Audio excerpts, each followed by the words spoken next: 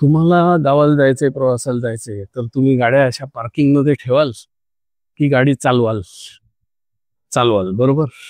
हे जसं कळतंय तसंच हे समजून घ्या की लॉंग टर्म गोल्स साठी, म्हणजे प्रवास लांबचा असेल तर गाडी पार्किंग मध्ये उभं राहून त्या गावाला आपण पोहोचणार नाही आहोत.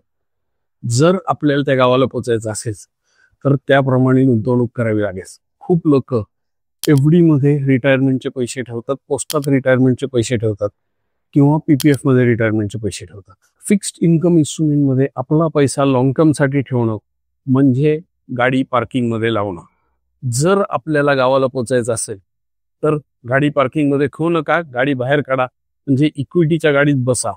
कारण लॉंग टर्मचा पल्ला जर गाठायचा असेल तर ती गाडी चालली पाहिजे आणि त्यांनी इन्फ्लेशन बीट केलं पाहिजे.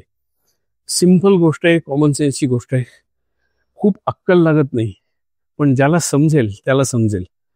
तुम्हाला जर ही गोष्ट कळली असेल, हे लॉजिक कळलं असेल तर कमेंट्स मध्ये टाका, समज गया भाई, आणि आजच तुमची गुंतवणूक सुरू करा.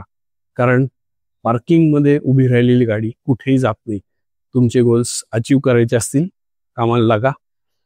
Jump into equity mutual funds, safest investment. जय हिंद.